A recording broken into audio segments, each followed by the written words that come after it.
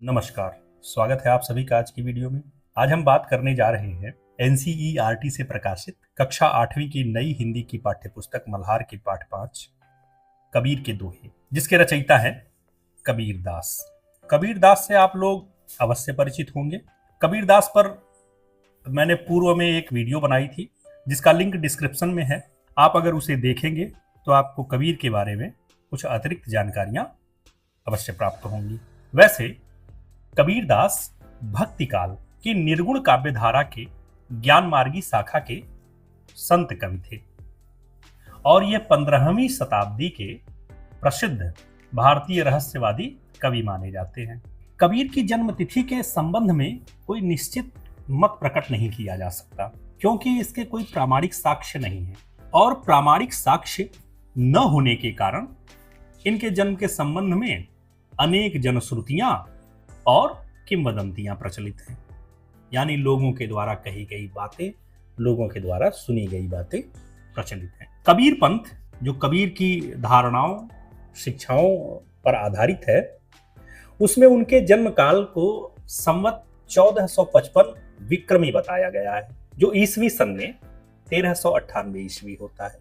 कबीर दास जी के जन्म के संबंध में यह पंक्ति प्रचलित है कि 1455 साल गए चंद्रवार एक ठाठ ठहरे, जेठ सुदी बरसायत हो पूरनमासी प्रगट भय। यानी यदि हम विक्रमी संवत में कहें तो 1455 विक्रमी और ईसवी सन में कहें तो 1398 ईस्वी को उनका जन्म हुआ था। विक्रमी संवत और ईसवी संवत ये दो नाम अभी मैंने लिए। इसमें से ईसवी के बारे में तो आप लोग परिचित होंगे, इसको अक्सर देखते होंगे। एक दूसरा विक्रमी संवत है जहां तिथि के बाद वी लिखा जाता है, कभी कभी ये मिलता है। आपको ध्यान देना चाहिए कि भारत में या अपने यहां कुल 3 प्रकार के संवत या सन चलते हैं। इसी में एक सन चलता है हिजरी, इसकी मान्यता है।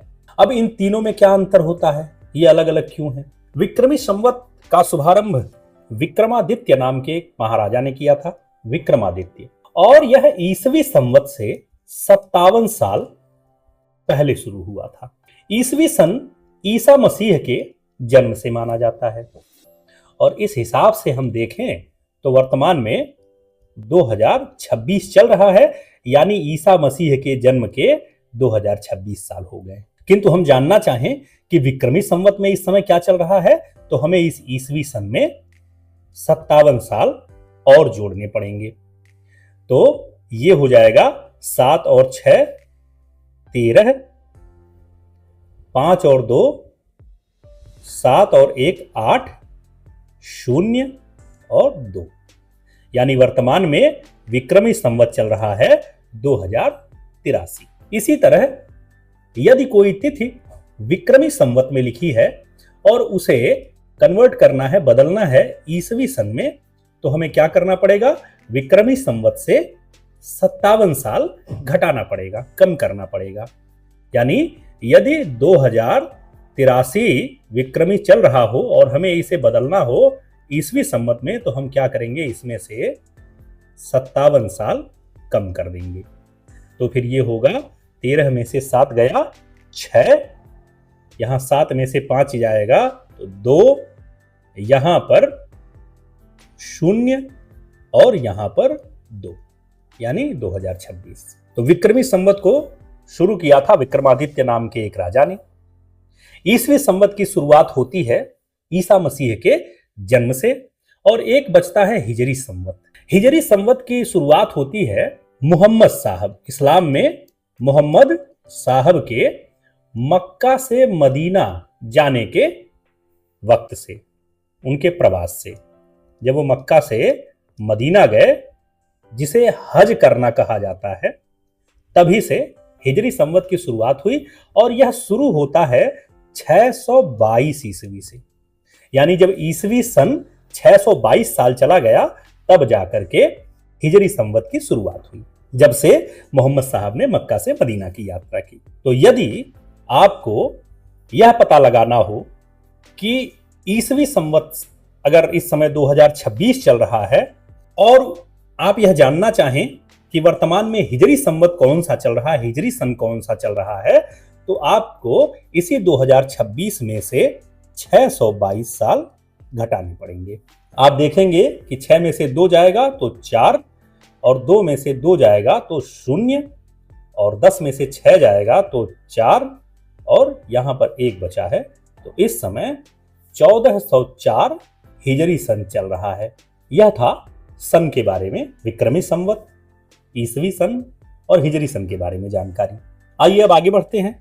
तो मैं बात कर रहा था कबीरदास के जन्म की, कि उनका जन्म जो हुआ था वह 1455 विक्रमी, या इसी को हम ईसवी संवत में बदलें तो 1398 ईस्वी को हुआ था। इनका जन्म हुआ था काशी में। ऐसा माना जाता है कि काशी की किसी विधवा ब्राह्मणी, जिसको स्वामी रामानंद ने पुत्र उत्पन्न होने का आशीर्वाद दे दिया, ये उन्हीं के पुत्र थे। और चूंकि उसके पति का देहांत हो चुका था और उसके बाद ये पैदा हुए, तो लोक लाज के भय से, मतलब समाज के लोग क्या कहेंगे, काशी के ही निकट एक लहर तारा नाम की जगह है, वहां एक तालाब था, उन्होंने कबीर को वहीं छोड़ दिया, जिसे नीरू और नीमा नाम के 2 जुलाहा दंपति, नीरू और नीमा, ये दोनों जुलाहे थे, वहां से गुजर रहे थे और इन्होंने बच्चे के रोने की आवाज सुनी, तो इन्होंने जाकर के कबीर को उठा लिया और अपने साथ ले जाकर के उनका पालन पोषण किया। अब जाहिर है कि वो चाहे जिस जाति के रहे हों, जब जुलाहे के यहां पाले गए तो फिर उनकी जाति क्या हुई, जुलाहा, यानी कबीर जुलाहे थे।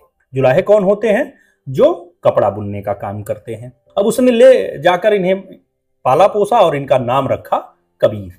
यदि हम और बात करें इसके बारे में, जो मैंने अभी कहा है कि किंवदंतियां प्रचलित हैं, जनश्रुतियां प्रचलित हैं, तो कुछ लोग कहते हैं कि कबीर का जन्म काशी में तो हुआ ही था, कुछ लोग इसे आजमगढ़ मानते हैं कि आजमगढ़ में इनका जन्म हुआ था, क्योंकि वो जुलाहा बहुल बस्ती है।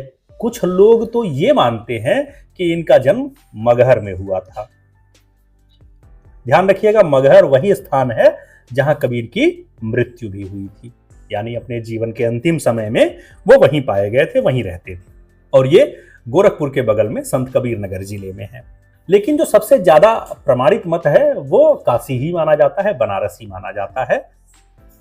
कबीर पंथ के ही अनुसार जो स्वामी रामानंद थे, जिनके आशीर्वाद से इनका जन्म हुआ था, वही आगे चल करके इनके गुरु भी माने गए, जिसके बारे में खुद कबीरदास कहते हैं कि काशी में प्रगट भये हैं रामानंद चिताए, यानी जन्म तो हमारा काशी में हुआ है और हमें चिताया है, हमें ज्ञान दिया है किसने, रामानंद ने, रामानंद चिताए। इस कथन में भी यह पता चलता है कि उनका जन्म स्थान काशी ही है, बनारस ही है, और इनके गुरु का भी नाम पता चलता है, जो प्रसिद्ध वैष्णव संत थे आचार्य रामानंद, जिनसे इन्होंने दीक्षा ग्रहण की। दीक्षा के बारे में भी किंवदंतियां, बहुत सारी किंवदंतियां कबीर के बारे में प्रचलित हैं, कि जब ये सीधे सीधे रामानंद के पास गए कि मुझे अपना शिष्य बना लीजिए, तो इनकी जाति देख करके उन्होंने पहले मना कर दिया। कारण था कि वो नीची जाति के लोगों को दीक्षा नहीं दिया करते थे। तो एक दिन कबीर ने क्या किया कि उन्होंने पता लगाया कि रामानंद जी कब जाते हैं गंगा स्नान के लिए, और जब वो वहां से जा रहे थे तो एक दिन सुबह भोर में ही ये उन्हीं सीढ़ियों पर उनके रास्ते के बीच में लेट गए, और चलते हुए जब रामानंद जी का पांव इनके ऊपर पड़ा तो उन्होंने पाप भय से कि उनका पैर किसी व्यक्ति के ऊपर पड़ गया है, उन्होंने राम राम का जाप किया, और कबीर ने उसी को गुरु मंत्र ले लिया कि हमारे गुरु ने हमें मंत्र दिया राम राम। कबीरदास जी का विवाह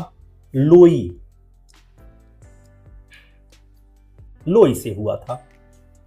इनके 2 बच्चे भी थे, एक कमाल और दूसरा कमाली। कबीरदास जी का जीवन गरीबी में ही बीता। उसके पीछे भी कई तर्क दिए जाते हैं कि ये भगवत भजन में जब डूब जाते थे तो काम धाम छोड़ देते थे, सज्जन इतने थे, भावुक इतने थे कि किसी दुख इनसे देखा नहीं जाता था। कहते हैं कि अपने जीवन के अंतिम क्षण में कबीर मगहर चले आए। मगहर के बारे में एक अंधविश्वास था, काशी के बारे में भी है, कि जो व्यक्ति काशी में मरेगा उसे सीधे स्वर्ग मिलेगा, और जो व्यक्ति मगहर में मरेगा उसके लिए नरक का दरवाजा खुला हुआ है। तो इस अंधविश्वास को तोड़ने के लिए कबीर अपने मृत्यु के अंतिम वक्त में मगहर चले आए। उन्होंने कहा भी कि जो काशी तन तजय शरीरा राम ही कौन नहीं हो रहा, यानी जब काशी में ही मरूंगा तो राम का कौन सा एहसान मेरे ऊपर, काशी में तो कोई मर जाए वो स्वर्ग जाएगा। कबीर दास जी की मृत्यु के संबंध में भी अनेक मत हैं। यदि हम कबीर पंथ की ही बात करें तो उसके अनुसार इनका मृत्यु काल संवत 1575 विक्रमी माघ शुक्ल पक्ष एकादशी बुधवार, जो ईसवी सन में पड़ता है 1518 ईस्वी, और यही सर्वमान्य भी है, यही सारे लोगों ने माना हुआ है। इस प्रकार 1398 से लेकर के 1518 ईस्वी तक यानी कबीर ने कुल 120 वर्ष का लंबा जीवन जिया था। इनकी मृत्यु के बारे में भी पंक्तियां हैं कि संवत 1575 कियो मगहर को गौन और माघे सूदी एकादशी रलौ पौन में पौन, यानी इनकी जो आत्मा है वह परमात्मा में मिल गई। कबीर दास जी हिंदू और मुसलमान दोनों के लिए पूज्य थे, दोनों इन्हें बहुत मानते थे, और इनकी मृत्यु के बाद हिंदू और मुसलमानों में इस बात को लेकर के विवाद हो गया कि इनका दाह संस्कार या क्रियाकर्म किस प्रकार किया जाए। मुसलमानों ने कहा हम दफनाएंगे और हिंदुओं ने कहा नहीं हम जलाएंगे। दोनों एक दूसरे से लड़ने को तैयार हो गए। मगहर के जस्ट बगल में खलीलाबाद नाम का एक शहर है जो खलीलुर रहमान नाम के एक व्यक्ति द्वारा, मुसलमान शासक द्वारा बसाया गया था। तो वह मुसलमान बहुल क्षेत्र था, तो एकदम लड़ाई की स्थिति बन गई। तभी किसी ने बताया कि कबीर का शरीर तो वहां पर है ही नहीं। लोगों ने कफन हटाकर देखा तो वहां पर अड़हुल के फूल दिखाई पड़े, जिसे दोनों धर्मों के लोगों ने आधा आधा बांट लिया और ठीक उसी जगह पर कबीर की समाधि बनाई। और जहां ये रहते थे इनके मठ के तुरंत बगल में एक आमी नदी बहती है, उसी के किनारे इनका दाह संस्कार भी किया गया। वर्तमान में कबीर का जो मंदिर है, जो उनकी समाधि है, और उनके नाम पर बनी हुई मस्जिद, दोनों एक साथ है, एक ही अहाते में, एक ही बाउंड्री के अंदर मंदिर और मस्जिद दोनों है। इस प्रकार इनकी मृत्यु का विवाद समाप्त हुआ। कबीर ने जो कुछ भी अपने जीवन में कहा सुना, इनके एक शिष्य थे धर्मदास, उन्होंने ही कबीर की सारी रचनाओं को संकलित किया और संकलित करके एक पुस्तक का रूप दिया जिसका नाम हुआ बीजक।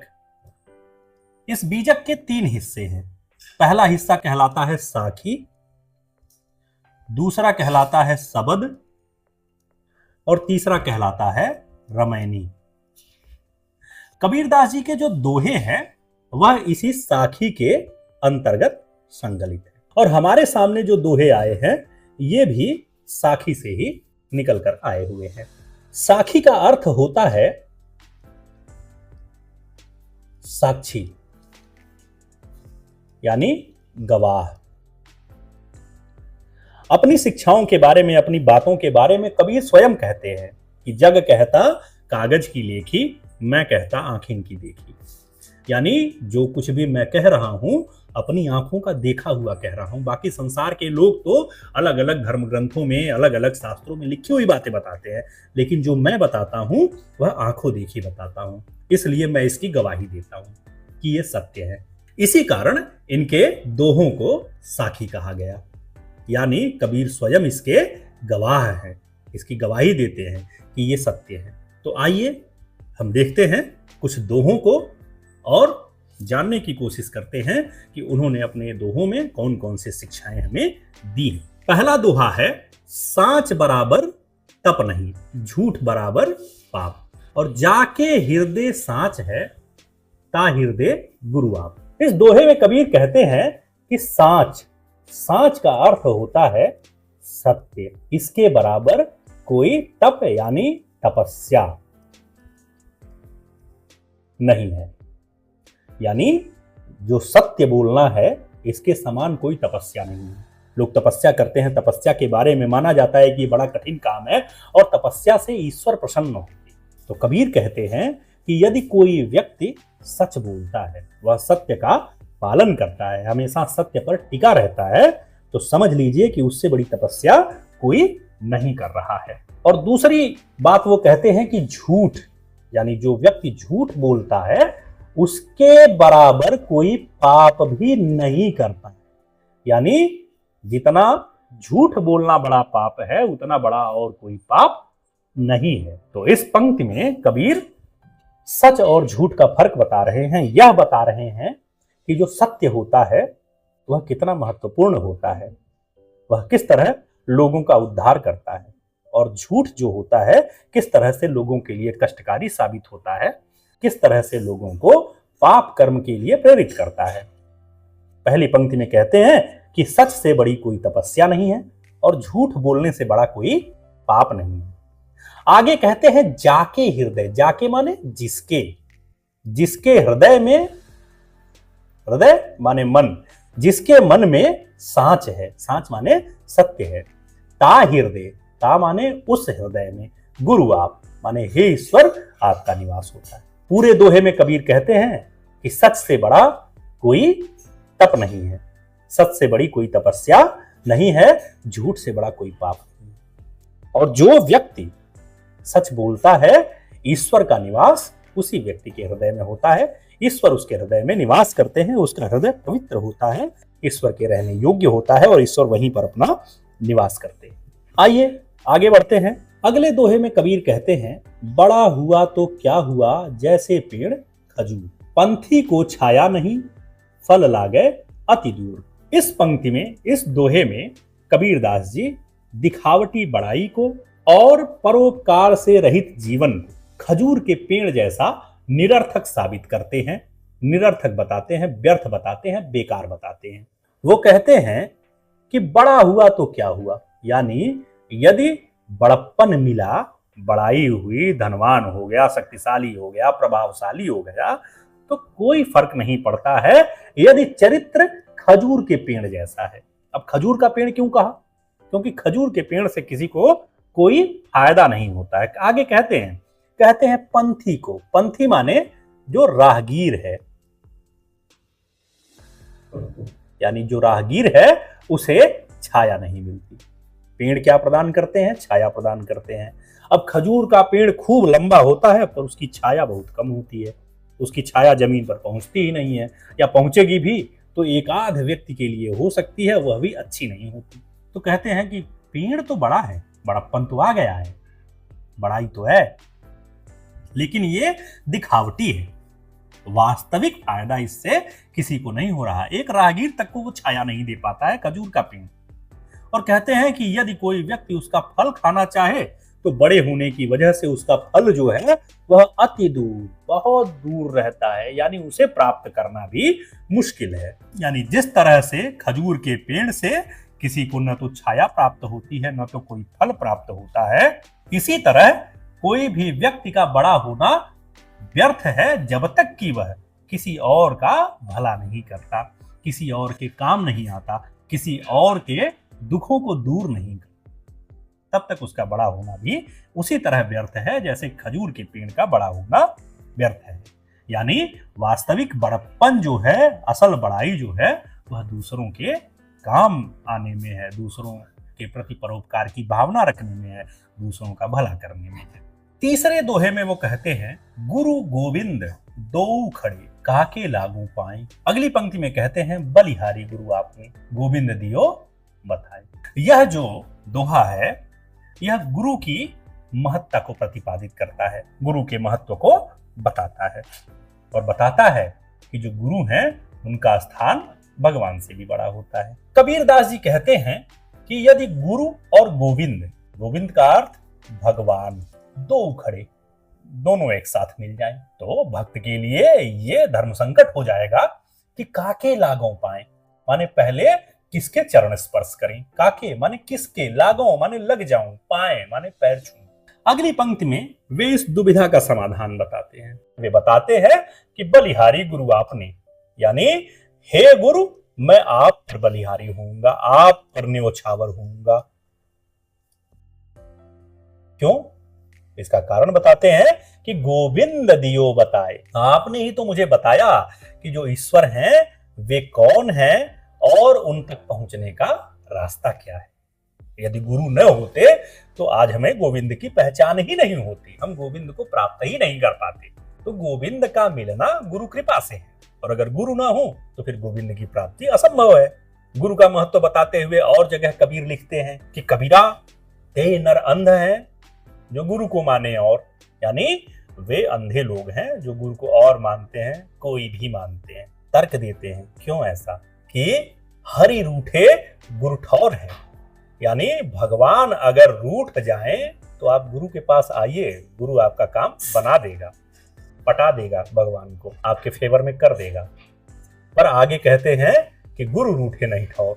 लेकिन अगर गुरु रूठ गया, आपका गुरु आपसे क्रुद्ध हो गया, रुष्ट हो गया, दुखी हो गया, तो फिर आप कहीं ठौर नहीं पाएंगे, आपको कहीं स्थान प्राप्त नहीं होगा, आपकी सहायता कोई नहीं कर सकता। इसलिए वो इस दोहे के माध्यम से बताते हैं कि वे अपने गुरु पर ही बलिहारी होंगे, क्योंकि गुरु का पद जो है वह भगवान से ऊंचा है। यदि गुरु हैं तो ही भगवान प्राप्त होंगे, यदि गुरु नहीं है तो भगवान की प्राप्ति असंभव है। इसलिए प्रत्येक दशा में जब भगवान और गुरु एक साथ प्राप्त होंगे तो कबीर कहते हैं कि वे अपने गुरु के चरण ही स्पर्श करेंगे, वे भगवान को दूसरे नंबर पर रखेंगे। आइए चलते हैं अगले दोहे पर।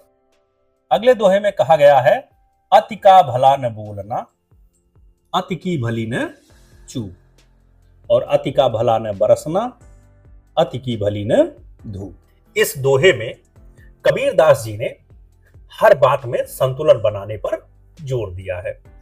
वो कहते हैं कि अधिकता किसी चीज की अच्छी नहीं होती है। कहते हैं कि अति, अति माने होता है अधिकता,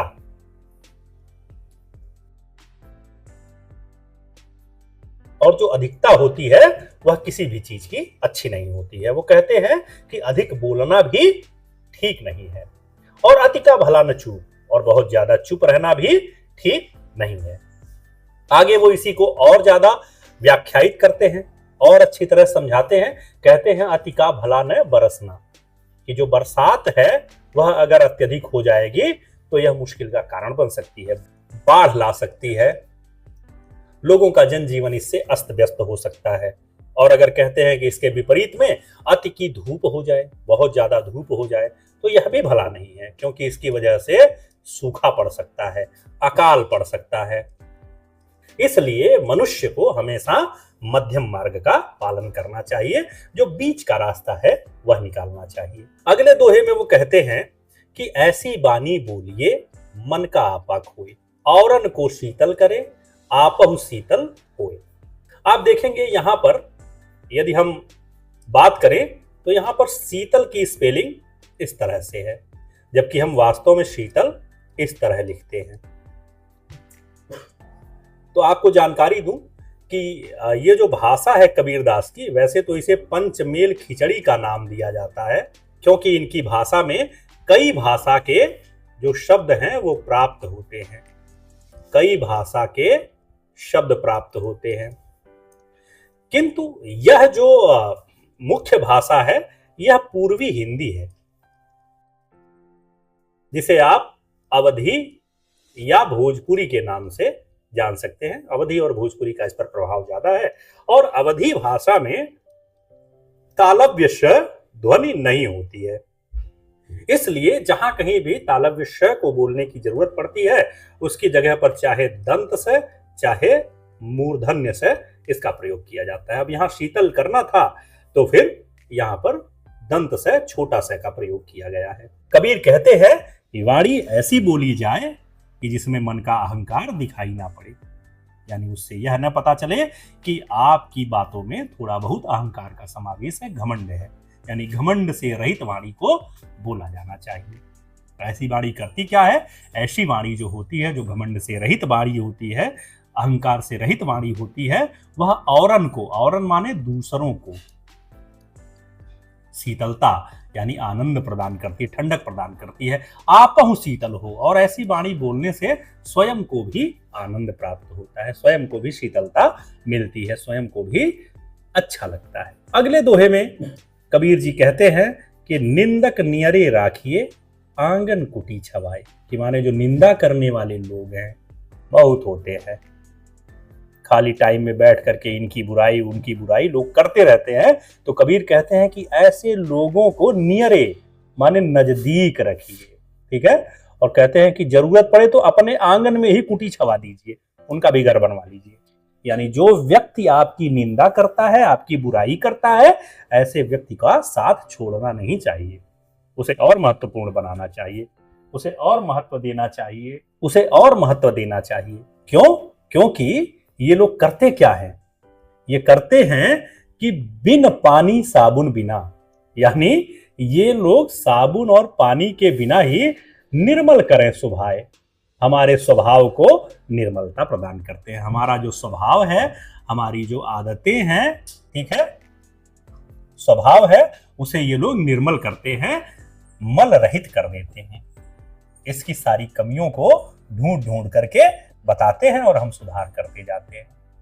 इस दोहे में कबीर कहते हैं कि जो व्यक्ति निंदा करता है, जो आपकी कमियां निकालता है, उसको अपने साथ रखिए, जरूरत पड़े तो घर में ही रखिए, क्योंकि ये लोग बिना पानी और साबुन के आपके चरित्र के सारे दोषों का निवारण करते हैं। कैसे करते हैं?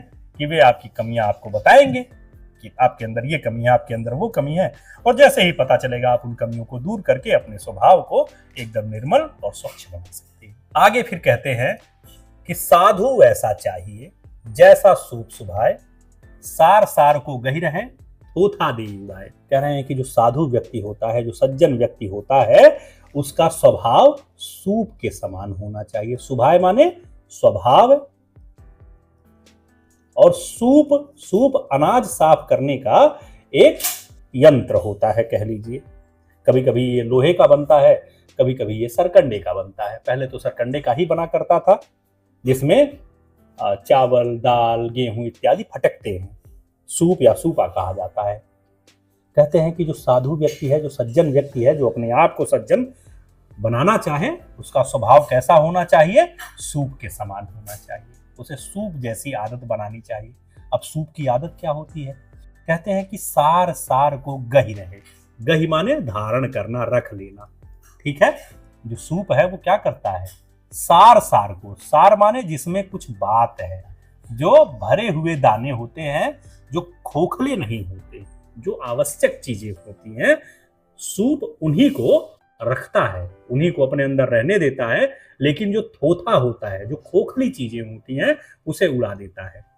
कहते हैं कि संतों को स्वभाव अपना सूप के समान रखना चाहिए। जिस तरह से सूप भरे हुए अनाज को, अच्छे अनाज को अपने अंदर धारण करता है और खाली अनाज को, खराब अनाज को उड़ा देता है, इसी तरह से जो संत व्यक्ति है वह भी अच्छी और बढ़िया बातें अपने स्वभाव में शामिल करे, और जो बेकार की बातें हैं उन्हें छोड़ दे, उन्हें उड़ा दे, उन्हें अपने अंदर आने ना दे, अपने साथ शामिल ना करे। आइए चलते हैं अगले दोहे और आखिरी दोहे पर, जिसमें कहा गया है कि कबीरा मन पंछी भया, भावै तहवा जाए, जो जैसी संगति करे सो तैसा फल पाए। कहते हैं कि जो मन होता है वह बहुत चंचल होता है, और कबीर उस मन के बारे में कहते हैं कि जो मन है वह अपनी चंचलता के वशीभूत होकर के पंछी बन जाता है, इधर उधर उड़ता है, इधर उधर उड़ता रहता है, जहां उसका मन करता है वहां जाता है। लेकिन इसके परिणाम हमेशा ठीक नहीं रहते।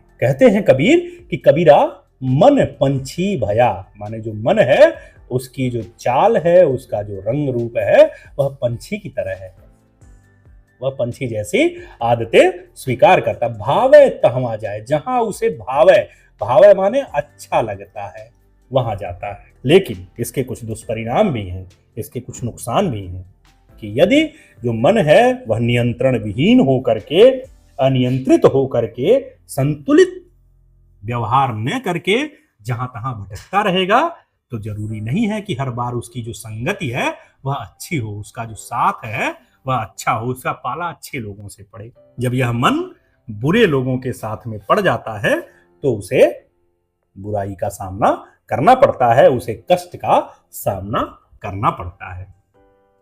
यदि आपकी संगति अच्छी होगी तो आपको अच्छाई प्राप्त होगी, यदि आपकी संगति बुरी होगी, खराब होगी, तो आपको कष्ट भी सहना पड़ेगा। कहा जाता है कि जो दूध है, दूध उसमें पानी मिलाया जाता है, और इसी पानी को निकालने के लिए दूध को आग पर चढ़ा करके औटा जाता है। अब पानी ही अकेला कष्ट नहीं सहता, पानी को तो हटाना ही है, पानी खराब चीज है दूध के संबंध में, लेकिन पानी अकेला थोड़े जलता है, उसके साथ दूध भी जलता है। तो यदि दूध पानी की संगति करेगा तो दूध को भी साथ में गर्म होना पड़ेगा, तभी वह पवित्र हो सकता है। इसलिए जब हमारा मन पंछी जैसा व्यवहार करे, बिना सोचे समझे इधर उधर भटके, जहां उसका मन करे वहां उसे जाने नहीं देना चाहिए, क्योंकि जैसे लोगों की संगति में रहेगा, जैसे साथ में रहेगा, उसको वैसे ही परिणाम प्राप्त होंगे। अगर कहीं बुरे साथ में है तो उसका परिणाम बुरा हो सकता है। तो ये जो सारे दोहे हैं, इसके रचयिता है संत कबीर, और ये लिया गया है कबीर वचनावली, जो नागरी प्रचारणी सभा